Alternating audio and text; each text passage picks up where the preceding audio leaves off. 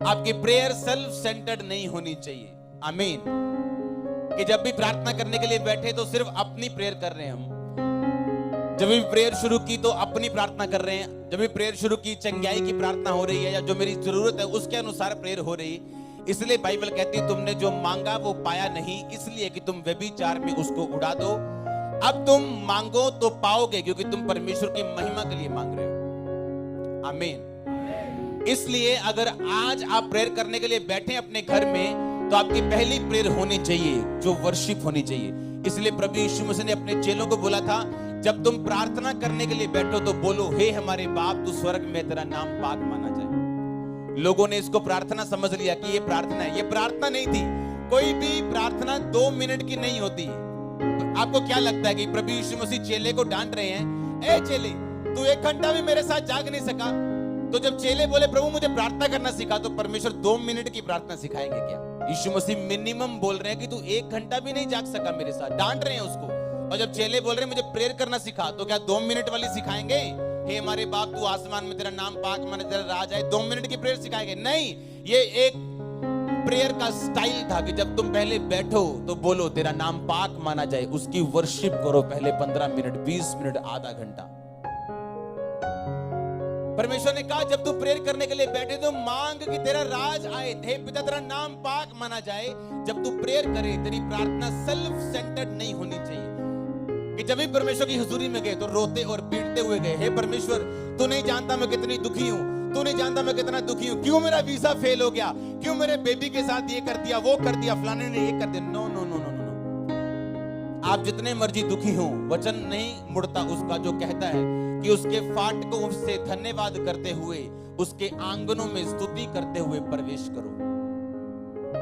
पुराने टाइम में जब औरतें या बंदे राजा की हुजूरी में जाते थे तो इस तरह से जाते थे। राजा के सामने जाने से पहले बोलते थे, हे राजा तू चिरंजीवी रहे, तेरा नाम ऊंचा हो, तू लंबी उम्र पाए। हाँ, वो ऐसे राजा को बोलते थे। तब बोलते थे कि राजा एक काम आया हो, मेरा ये काम मुझे करना, आप कर दोगे क्या? तो राजा काम करता था। राजा के सामने निराश मुंह से जाने का मतलब ये होता था कि आपको राजा के ऊपर विश्वास नहीं है और आप राजा की ताकत पे भरोसा नहीं करते हो। और राजा लोग गुस्सा करते थे जब आप उनके प्रेजेंस में गिरे हुए मुंह और उदास मुंह के साथ जाते थे। तो सोचो, जो राजाओं का राजा परमेश्वर है उसके सामने अगर सही रीति के साथ नहीं जाएंगे तो क्या होगा हमारा? कितनों को समझ आ रही है? अब आपको यह पता है कि मेरी प्रार्थना सेल्फ सेंटर्ड नहीं होनी चाहिए। जब मैं प्रभु की हुजूरी में बैठूं, वर्शिप करूं, प्रभु को यह बताऊं, परमेश्वर मैं तुझे पसंद करता हूं, मैं तुझ में बढ़ना चाहता हूं, मेरी आत्मा को बचा, मैं प्रार्थना में बढ़ना चाहता हूं, मेरी कमियों को दूर कर, मुझे वचन समझने में सहायता कर, अपनी आत्मा से मुझे भर, अपने वरदानों से मुझे भर। और फिर आप अपनी प्रेयर बीच में डालोगे तो परमेश्वर मना नहीं करेगा।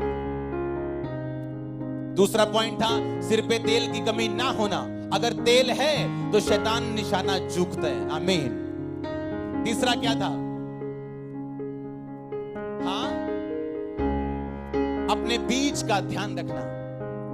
परमेश्वर ने कहा परमेश्वर का राज्य ऐसे बीज के समान है, ऐसे राई के बीज के समान, जब वो बोया जाता है तो छोटा होता है, लेकिन जब बड़ा उसमें बोया जाता है तो बड़ा होता है। जिस क्रिश्चियन व्यक्ति ने अपने बीज का ध्यान नहीं रखा, अपने बीजों को बोया नहीं, चाहे वो पैसे में हो, चाहे वो प्रार्थना के हो, चाहे वो खुशी के हो, चाहे किसी की मदद करने के हो, वो फलों को और पेड़ों को और फसलों को काट भी नहीं सकता।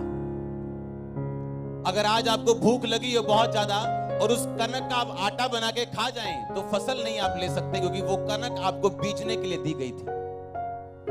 कई बार आप परमेश्वर से ब्लेसिंग मांगते हो कि परमेश्वर मुझे 5 लाख चाहिए ये घर में एंटर करने के लिए, थोड़े से पैसे रहते हैं, और परमेश्वर आपको 50,000 देता है बोने के लिए, एंटर करने के लिए नहीं। मेरी लाइफ की टेस्टिमनी है। वो बीज बोने के लिए होता है, जब हम बोते हैं तो फलवंत होता है। अपना बीज कभी मत खाओ। आमीन। चौथा पॉइंट क्या था? नम्र रहना। आमीन। और सेल्फ इन्फ्लिक्टेड डिजीज, यानी अपने आप को खुद दुखी करना। कैसे? जिस तरह बाइबल कहती है वो दुष्ट आत्मा वाला व्यक्ति अपने आप को पत्थरों से घायल करता था। अपनी बीमारी का कारण खुद होना।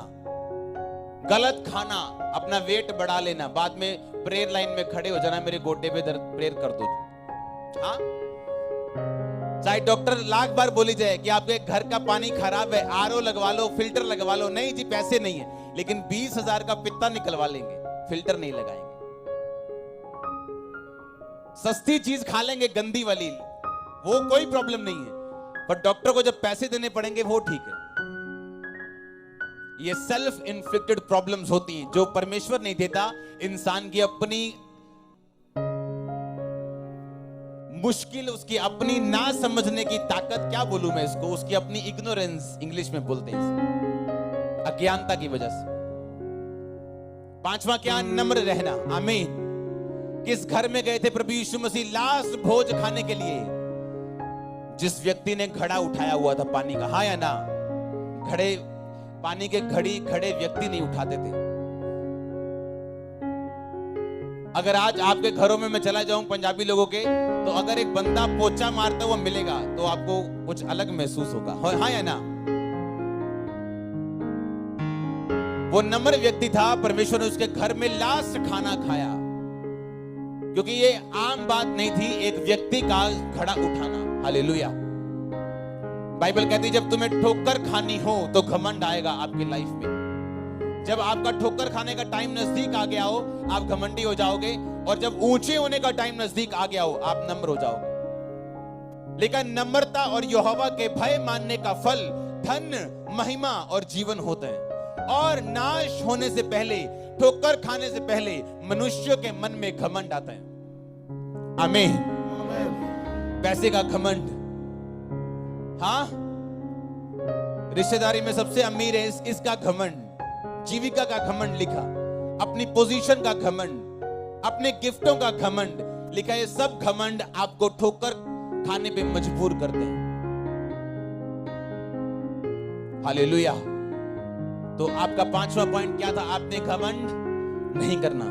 जितना आप नम्र होते जाओगे, बाइबल तो इतना तक कहती है अगर तेरा मालिक, तेरा बॉस नॉन बिलीवर हो, अविश्वासी हो, तो उसके भी अधीन रहे और उसकी ऐसी आज्ञा मान जैसे प्रभु की आज्ञा मानते हैं। आज तो लोग जो क्रिश्चियन बॉस हैं उनकी आज्ञा नहीं मानते। आजकल तो लोग पास्टर्स की आज्ञा नहीं मानते हैं, जिनके मुंह से निकला एक वर्ड आपकी लाइफ को बना और बिगाड़ सकता है। तो जहां इस आज्ञाकारिता में कमी आती, वहां ब्लेसिंग्स में कमी आती है।